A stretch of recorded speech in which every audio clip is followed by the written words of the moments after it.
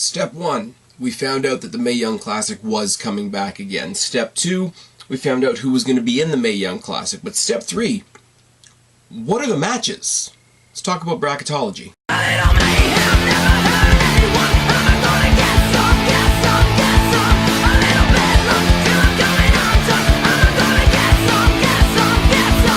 What's going on, everybody? It's your buddy, it's your pal Spaz Phoenix, the YWC Reality Check, here to talk about, indeed, what I just said a second ago, the bracketology for the Mae Young Classic 2018. But I need to stick in a quick programming note. I just finished my NXT review not too long ago, about an hour ago actually.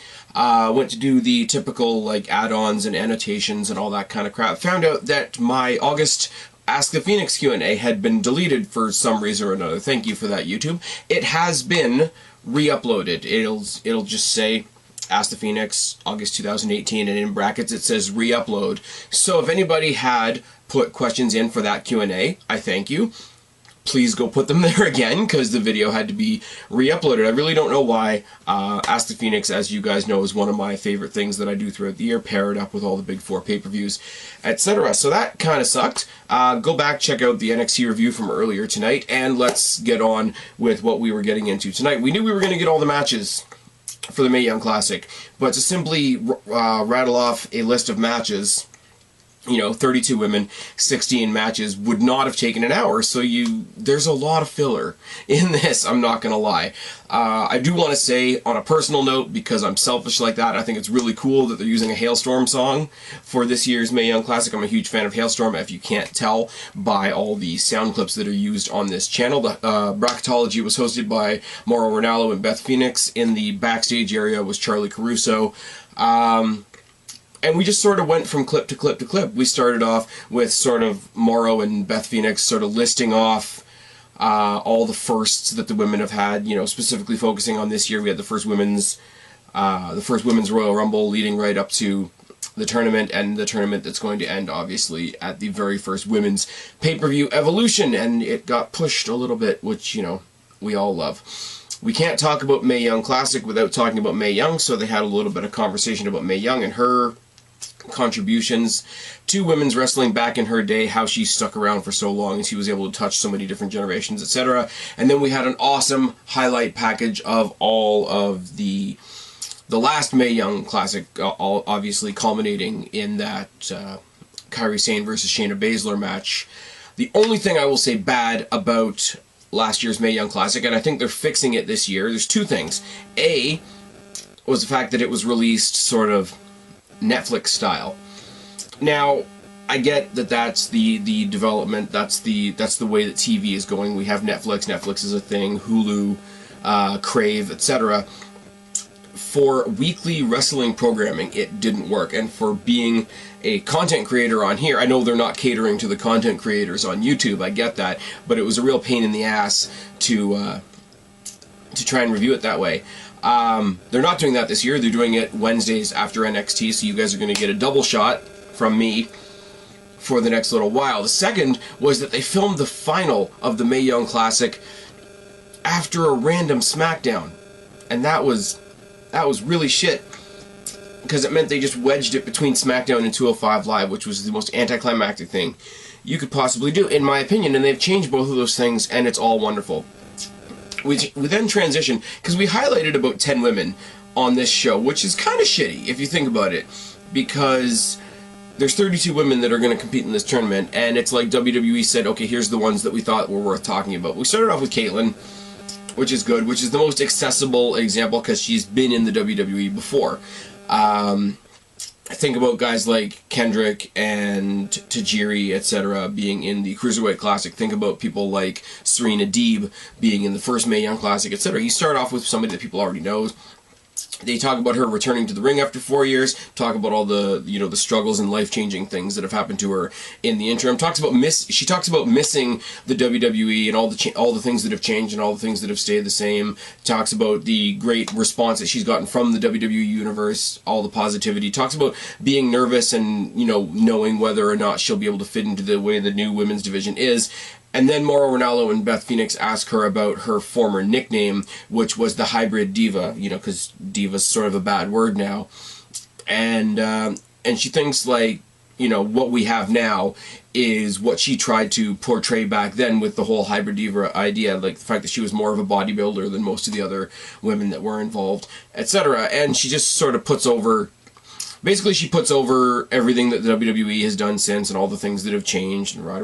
And she looks fucking amazing. I'll just say that. Like, I'm a big fan of Caitlyn. If you guys knew me back in the day, were watching this channel back in the day when AJ Lee and Caitlyn was the big feud there. Big fan. Cannot be more happy. I hope that this is not a one-off thing where she's going to do the Mae Young Classic and then she's going to fuck off again, because that'd be really shit. They did a video package on Jessie Elaban, who I don't really know anything else about other than she's a multi-sport athlete. She seems perky as hell, and Beth Phoenix talks about her lack of actual WWE experience, talks about how well in this tournament is she going to take the athletic aspects of those other sports and transition them into a WWE framework. We see a highlight package for Lacey Lane, who's a former basketballer. Apparently she did really well in that. She has a style that mixes lucha libre and Japanese strong style, which is cool. She's from the 3D Academy with the Dudley Boys, which is obviously a real big point in her favor. Talks about teamwork.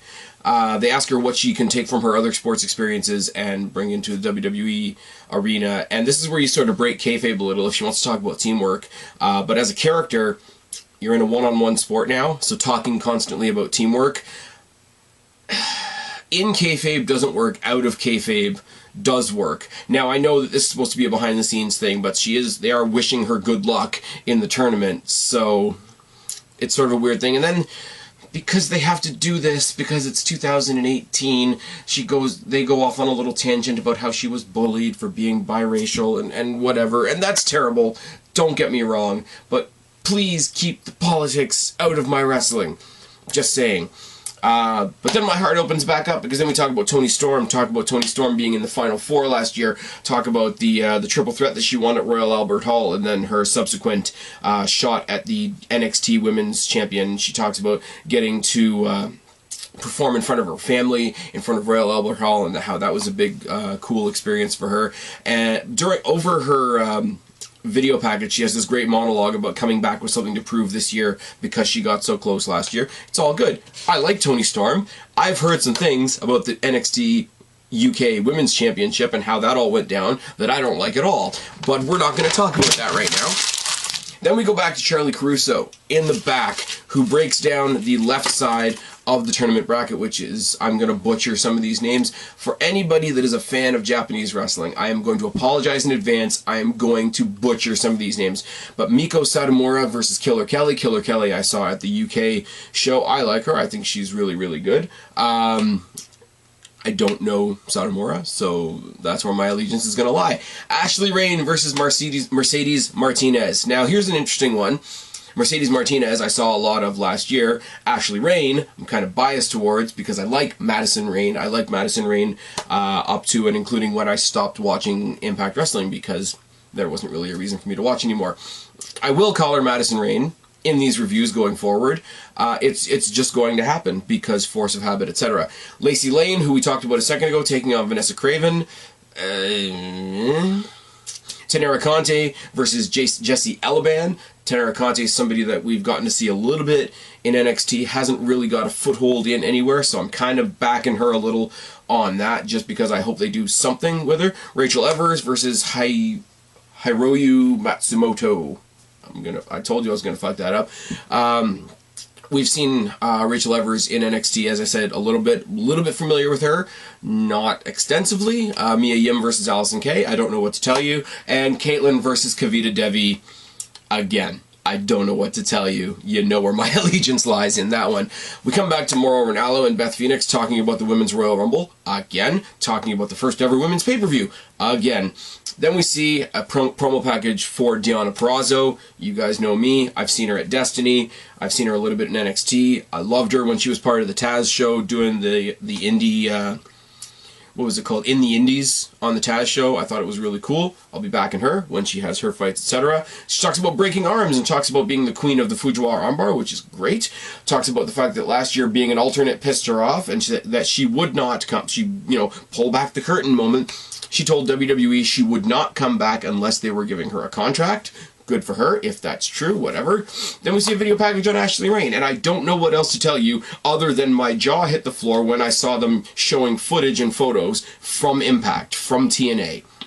They then go back to talk about, she's got 13 years experience. She almost quit a couple years ago because she didn't think she could do it anymore. Everything she does now, she does for her kid. It's all well and fine, and it's all feel-good type stuff. But the fact that they're using Impact stuff, and I mean, they used Impact stuff in the Hardy Boys biography that they did a little while ago, and they're using everything here and there. Dixie Carter was there for something to do with Kurt Angle. I don't remember what it was, to be quite honest with you. But it's still a little bit jarring to see Impact and TNA footage, photos, etc. on WWE programming. Casey Catanzaro was twice named Sports Illustrated Fittest 50 Females, which is good for her, I guess. And they drive home once again that she was on American Ninja Warrior, which I still don't understand. Still don't know why I should care. Yes, it's an athletic accomplishment. I get it. But, I mean, it's American Gladiators 2.0, isn't it, really?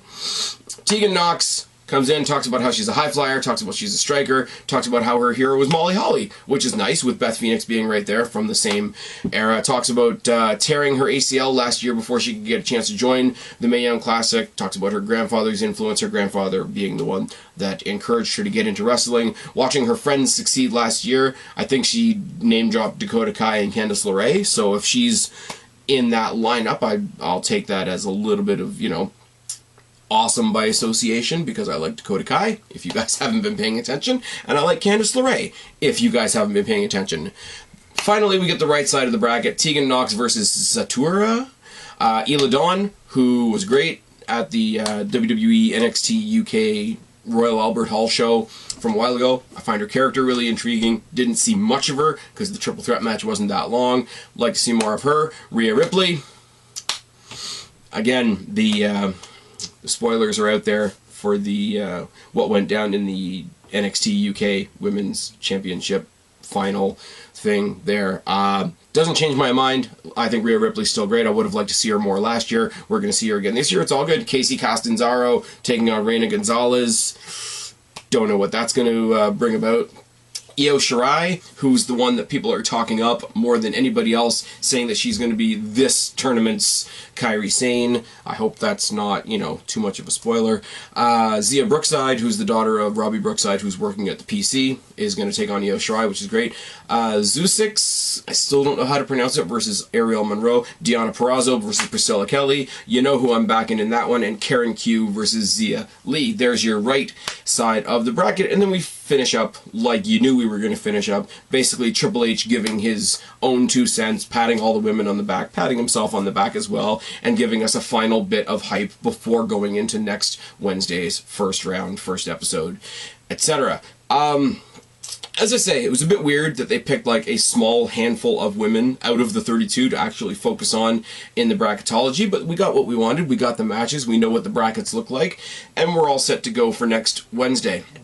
As I say, I had to repost my old Q&A. Please go check it out. Re-add your questions if you had added them before, and join me next week when we actually start the Mae Young Classic 2018. I've been Spaz, your YWC Reality Check. Subscribe up there, talk down there, start a conversation, keep all these conversations going. Don't be a stranger.